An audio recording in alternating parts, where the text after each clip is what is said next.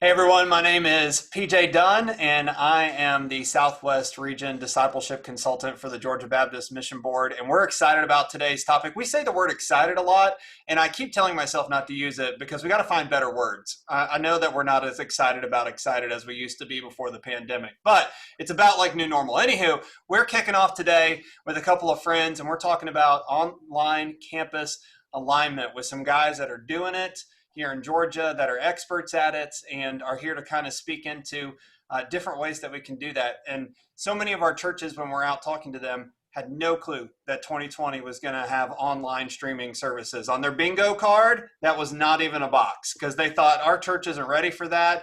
We're not going to do it. And within 24 hours, everybody said, how do I do that? Where's Facebook? And so we had a lot of guys hop on. We have 3,600 churches here in Georgia that we're helping to reach that next generation, to reach the current generation, and shut-ins we're seeing. So it's really all the generations are benefiting from this strategy that really has been out there. It's not technically anything new, but maybe people are just more open to it than they have been in the past. So with me today, I have Dr. Emery Berry. He's the pastor over at Green Forest Community Church in Decatur, Georgia. How you doing, Dr. Emery? It's good to see you all. Glad to be here. Glad you're here. And we also have Pastor Steve Browning, and he's over in First Alpharetta, Georgia. How are you doing this morning? Doing great. Good to see you guys today. All right, glad you're here. And we have Dr. Will Smith, and he's from First Redeemer. He's over in Cumming, Georgia, and he is the creative director. How are the creative juices this morning? Well, it's Monday, so we're getting there. But all right, grab the coffee. Good to be with you guys. It's good to be here. So we're going to dive right in. Now, there's a blog that goes with this talk today, and we encourage everybody to kind of dive into that too, because we're talking about volunteers and kind of how we accidentally started online campuses is really what we're addressing in that blog. But today we just kind of want to go around the horn and hear from everybody and hear what your thoughts are on these different things. So Dr. Emery, I'll let you go first. Let's just talk about strategy. So in regards to your online worship service presence, what's your process look like, your strategy? How do you engage people, get information? You know, what's your goal when you're doing that? So if you can answer that question and a little bit about your church, that'd be really great. Sure, great. Thank you again, PJ, for the opportunity to share. Emery Berry, Green Forest Community Baptist Church in Decatur. And like many churches, the third week in March was probably a pivotal one that we will never, ever forget. And so like most churches, we had to pivot on the dime. And we were already doing streaming our services on YouTube, but it was kind of more of like an ancillary. We weren't necessarily driving a lot of traffic there. The members knew that if they were out of town or if they had to take their son or daughter to an out of town, basketball or a gymnastics tournament, they knew that they could stream it to the services. So like most churches, we had to pivot on the dime and, if you will, develop this online experience. And so our first approach was more so the worship experience. And since that time, we've expanded to not just YouTube Live, but also Facebook Live.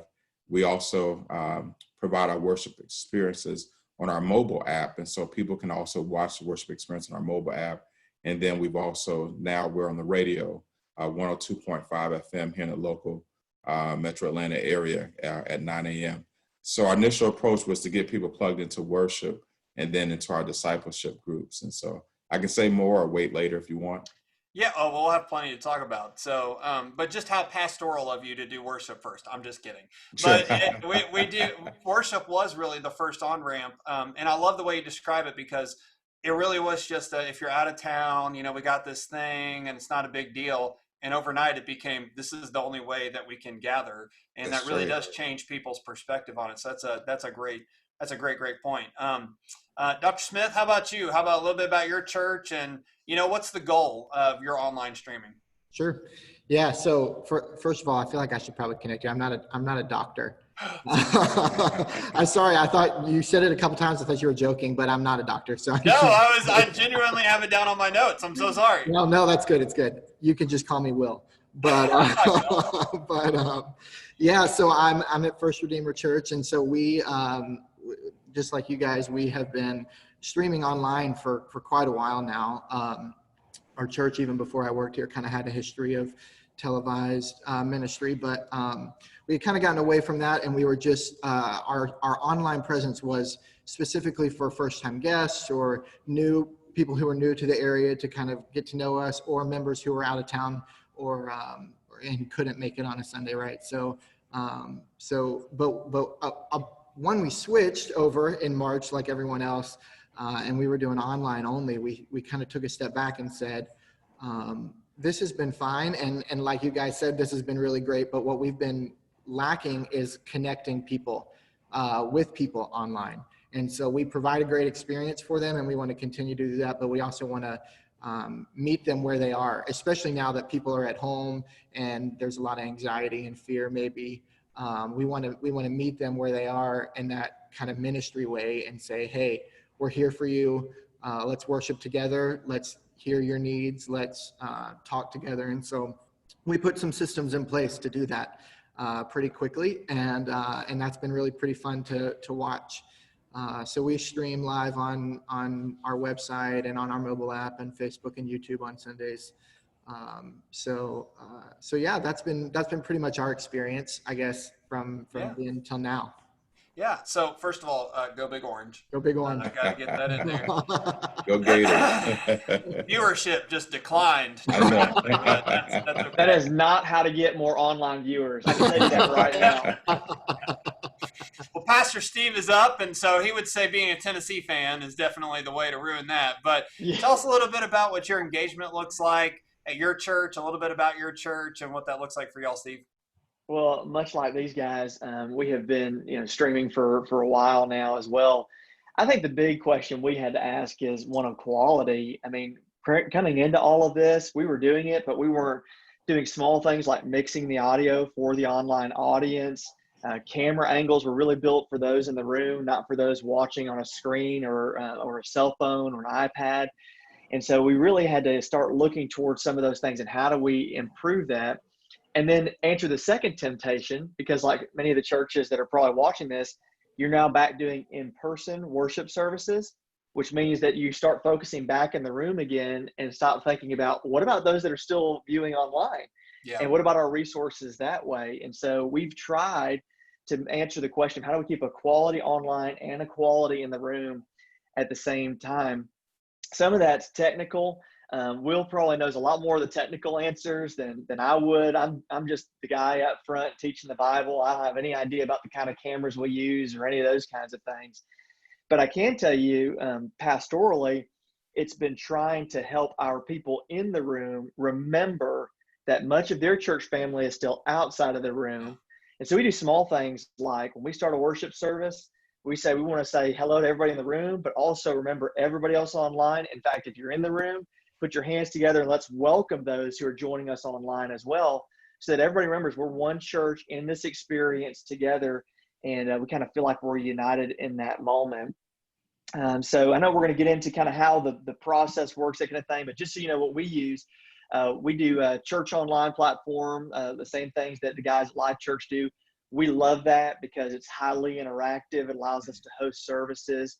And then we do Facebook, and we do Facebook again because it's highly interactive. We can have people interact with those that are viewing and call them by name and tell them that we're glad that we're there. So that's our goal. We're just trying to go high engagement, high interaction when it comes to our online experiences. So yeah, and that's great. So one thing that's common thread there is that you kind of have a starting place of what online streaming looks like.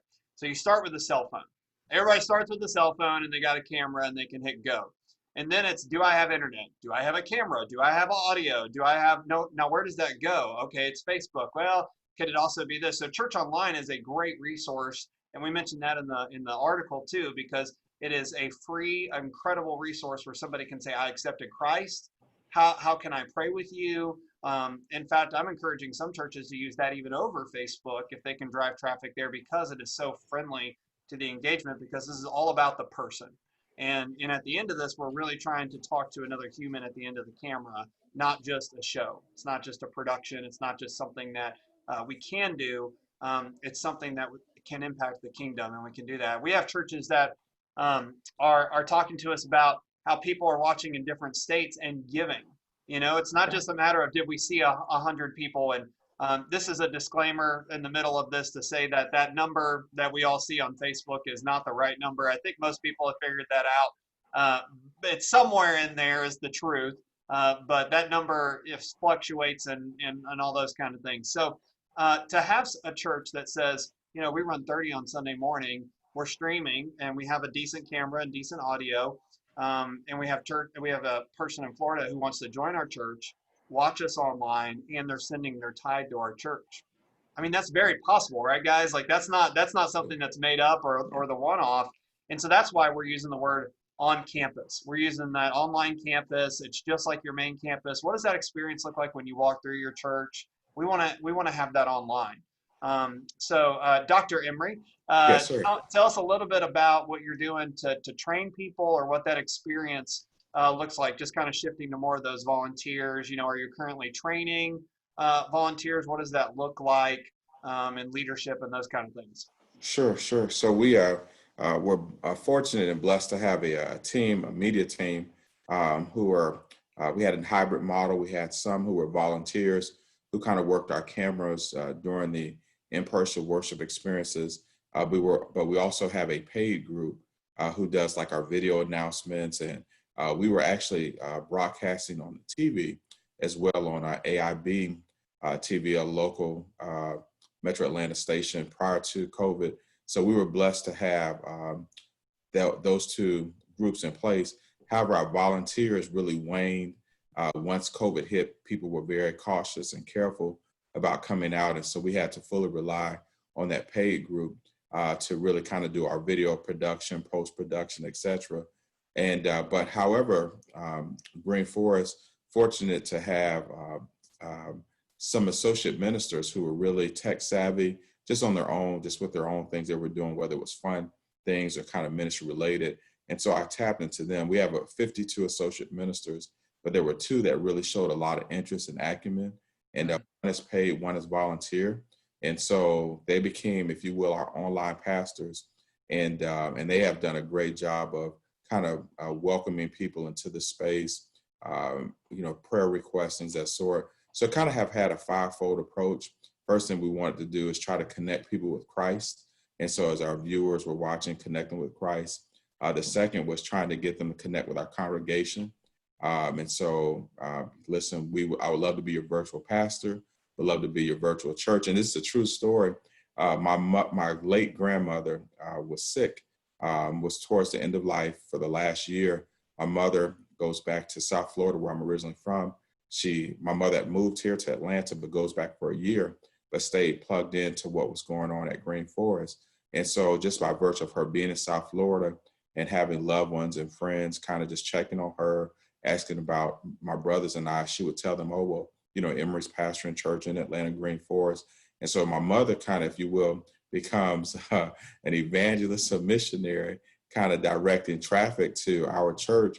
Before you know it, she was able to kind of get her friends to start viewing, and started sending tithes and things of that sort. And so my mother, believe it or not, retired, was the biggest advocate for me to realize that my audience extended beyond just Metro Atlanta. She's like, listen, remember, and she would kind of call the role of her close friends. Listen, they're watching every week, they're sending their tithes. And so when you do your invitation or and still to this day, she is the one out of the thousands of members and leaders and things of that sort, she's the one who reminds me, remember, you have an audience much bigger. So that's been kind of helpful. But our fivefold approach: connect with Christ, connect with our congregation. Then we connect them, if you will, to a care group. That's our deacon family ministry.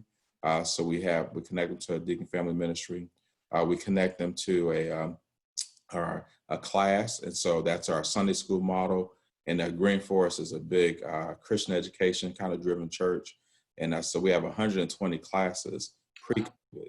And so small groups, if you will. And so I'll share a little bit later kind of what we're doing with that. And then we try to connect them to one of our core ministries. How might they utilize their gifts?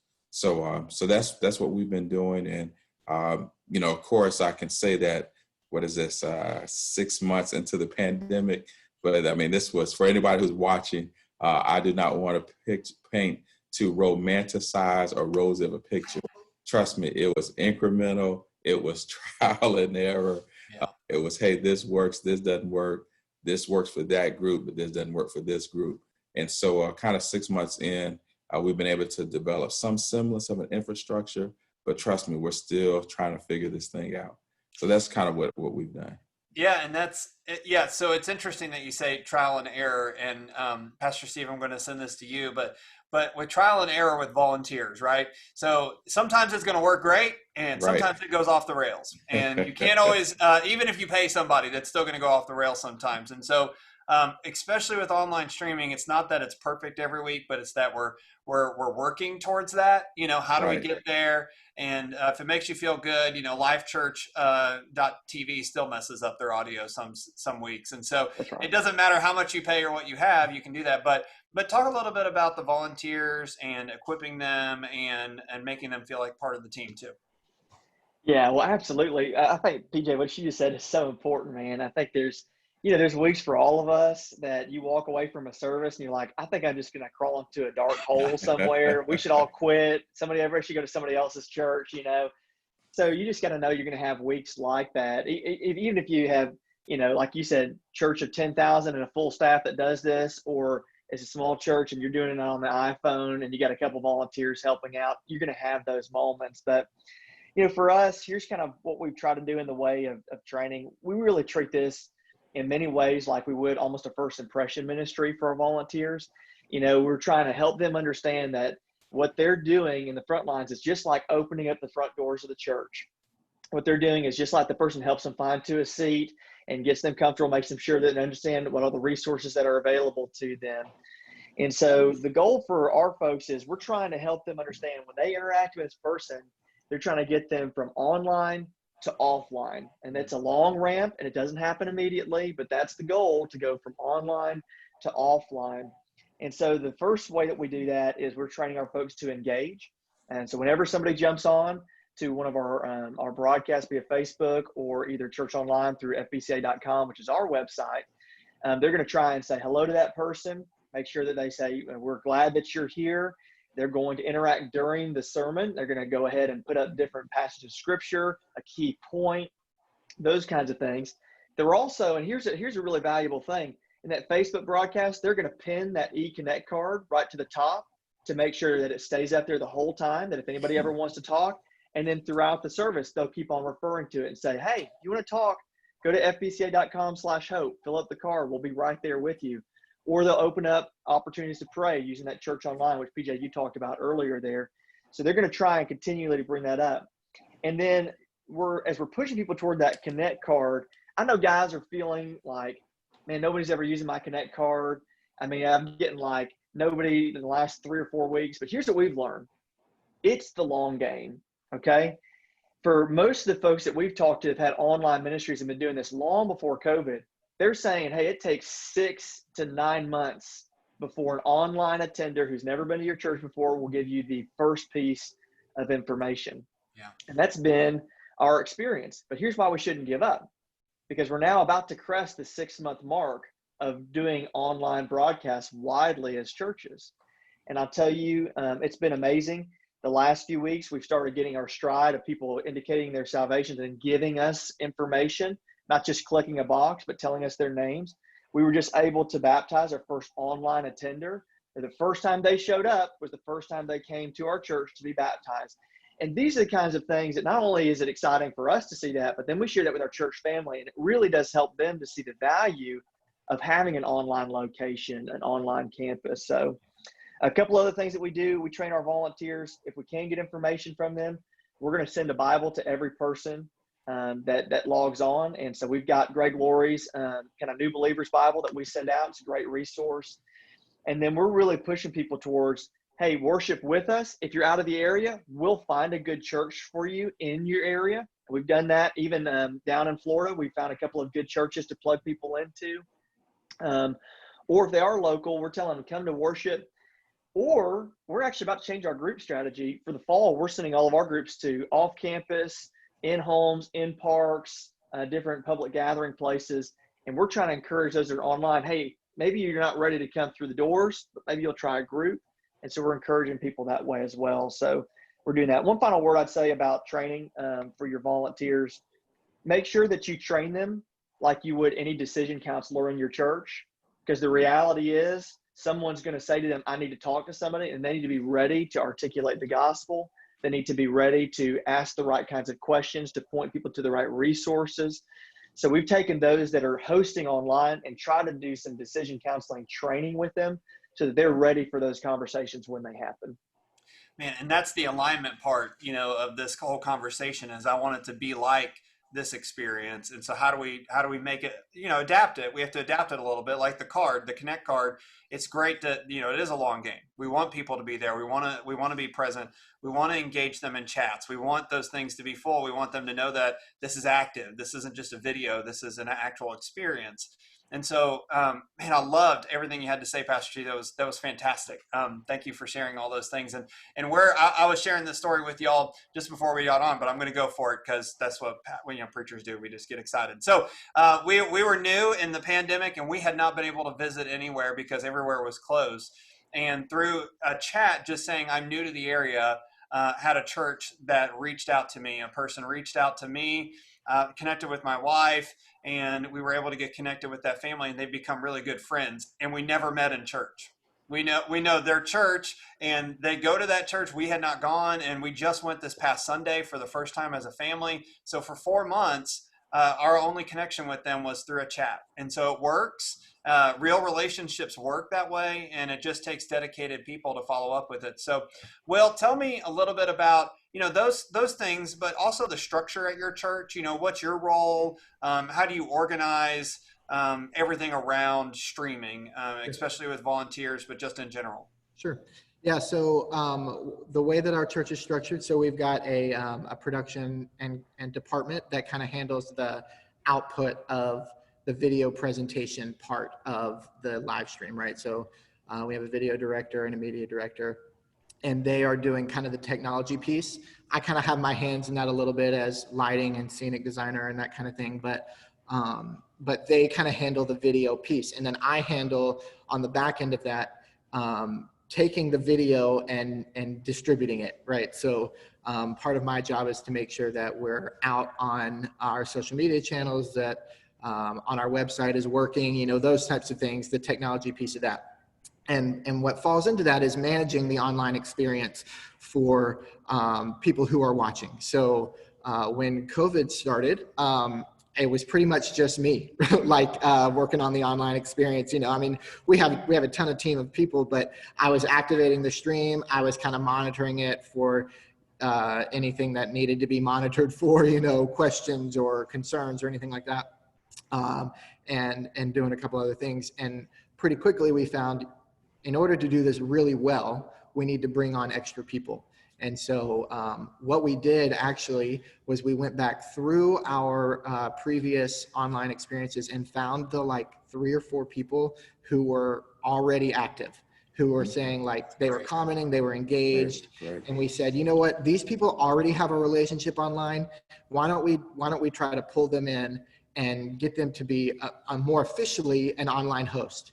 And so we did that, and we trained them. And what that training looked like for us was, I just kind of sat down and we said, look, here are the things that we want to accomplish. We recognize that on a given Sunday, we have 2 major groups of people who are watching online. We have those who are already engaged in our church, but are watching online because COVID, and then we have those who are new to our church, who are seeing it for the first time because all these people who are engaged are now watching it online and sharing it with their friends, or because they stumbled across us or whatever it is, right?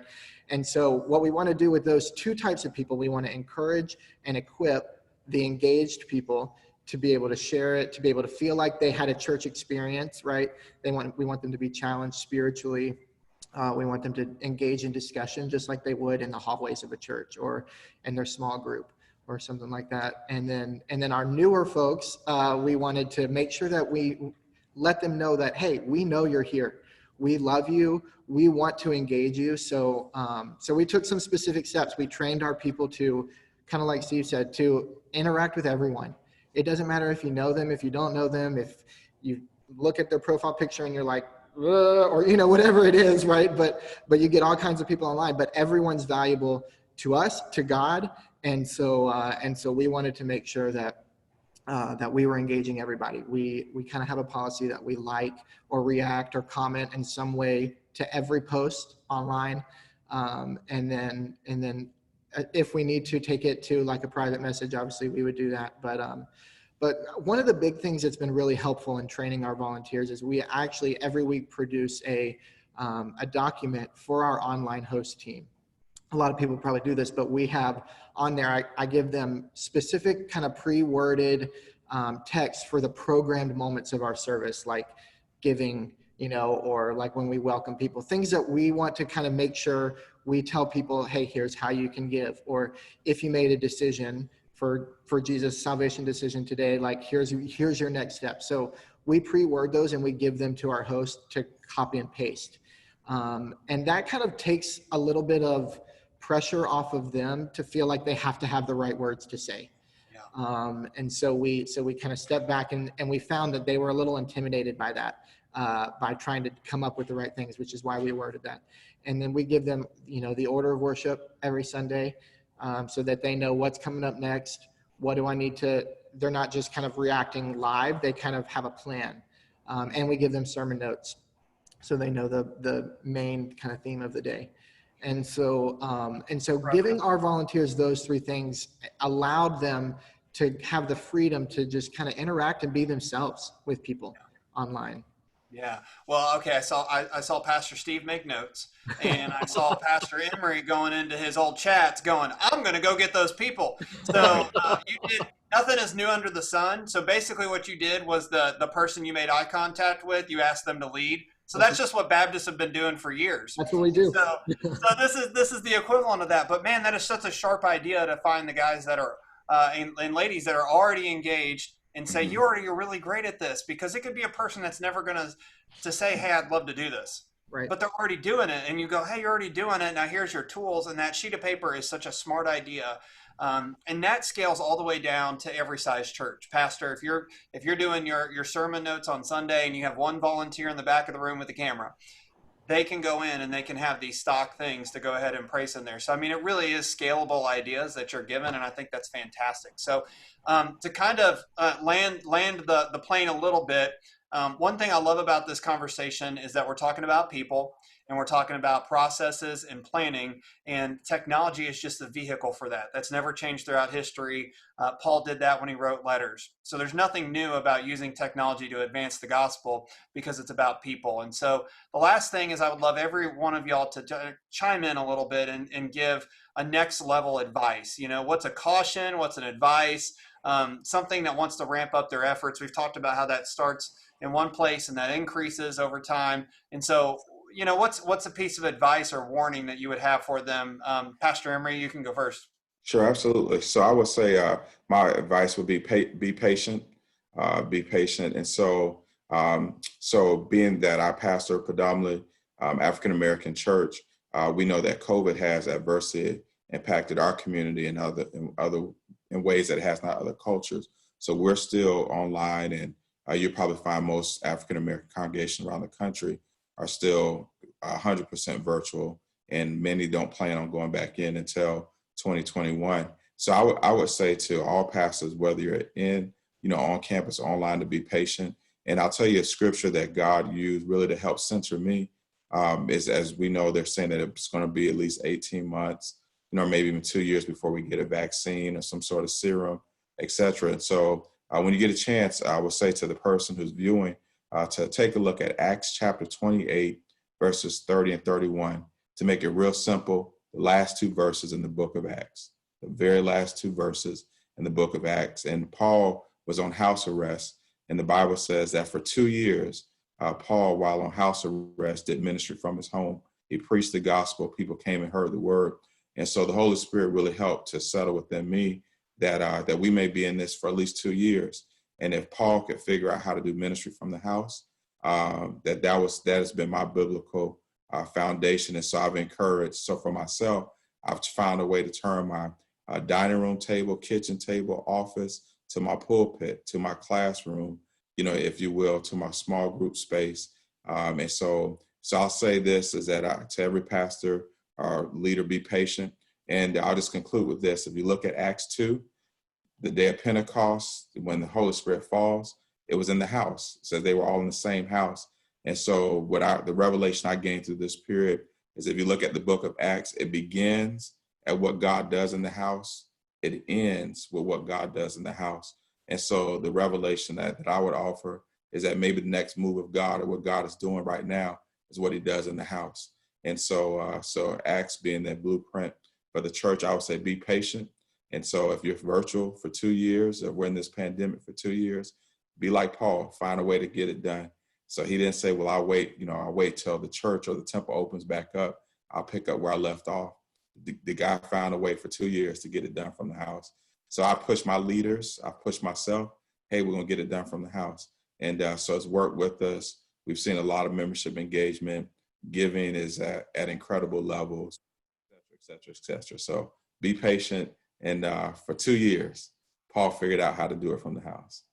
Well, that's how you earn the DR in the name there. So, man, that is a strong word, Pastor, and I loved it. And, man, that is it's really good. I can see the fire emoji showing up in the chat right now, which is also another shout out for, we try to give away swag every time we do one of these. And so if you're watching with us, go ahead and write in there, just, fire emoji works. And we enter you in to give you some swag. So, Pastor Steve, maybe a final word from you, advice, those kind of things. I'm sorry you have to follow, Dr. Emery there. That's right. Yeah, that's okay.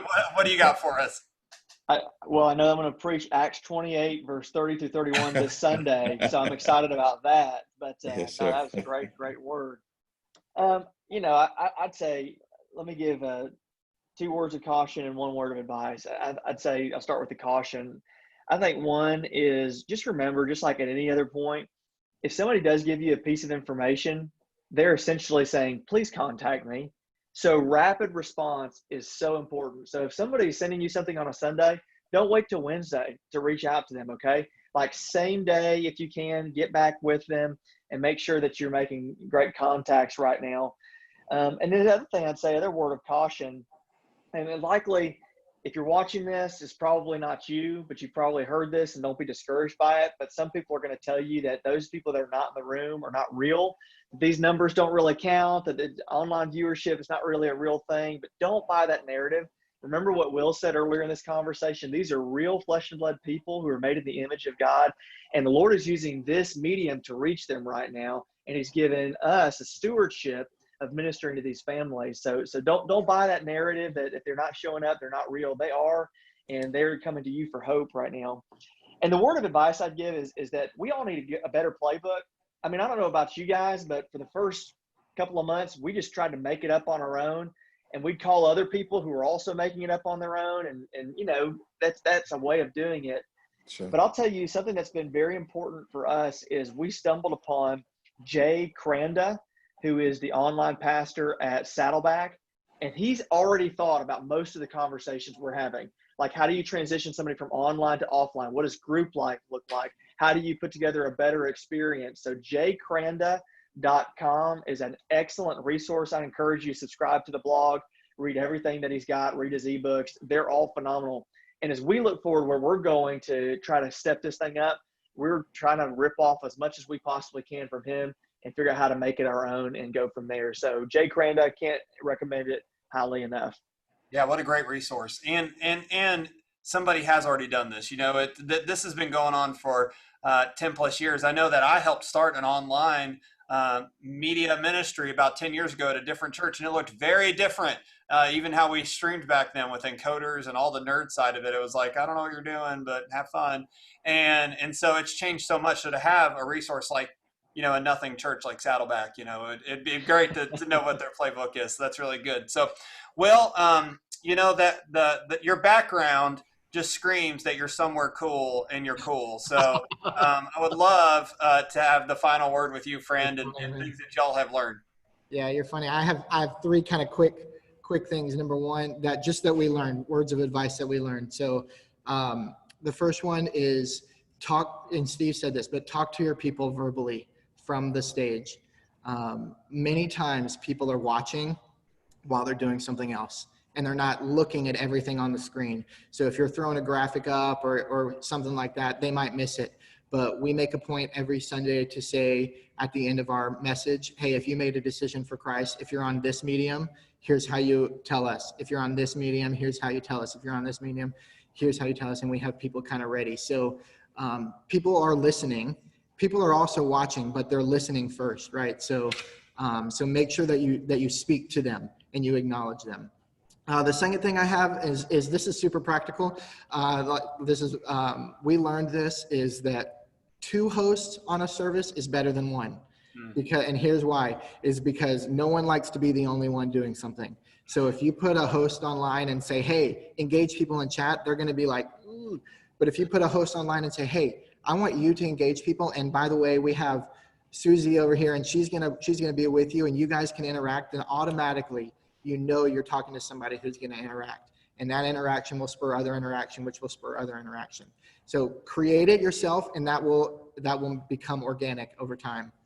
And then the third thing is just start small. If you're like, listen, I'm intimidated by technology or whatever it is, right? Just pick one platform. Just say, here's what I'm going to do. This Sunday, I'm going to put my 2 friends on that one platform and say, just see what happens. And then create a culture of evaluation where you're just saying, what worked? Let's do that again. What didn't work? Let's don't do that again. How can we change it? And just adapt and learn. And then you'll be surprised in 3 weeks, 4 weeks, 6 months, where you are, that you're saying, how do we even get here? And it's because you learned it little by little. You don't have to have it figured out when you start. Yeah. So. Well, the kingdom of heaven is worth it. And so Yeah. I hope that the pastors that are joining us today really were able to take something out of all of those. I mean, a lot of these ideas just scale up and down to any size church and any size volunteer or paid team. And so I hope that was an encouragement. We get to do this because of the cooperative program here in Georgia. And so we want to thank all of our churches for supporting that so that we can be here to support other churches. We have discipleship consultants in 6 regions, and we get to do this. We get to go help people, and we get to be a teammate as we're doing strategies that are like this and other ones. So thank you all for being on the podcast, the video cast, the live stream, all the different ways that we're doing this now today, and rock stars, all of them. Go ahead and chat them in the box there, and you can bug every single one of them, and I'm sure they'd love to get back with you. So gentlemen, thank you for your time today. We appreciate it, and y'all have a good one. All right. Thanks again.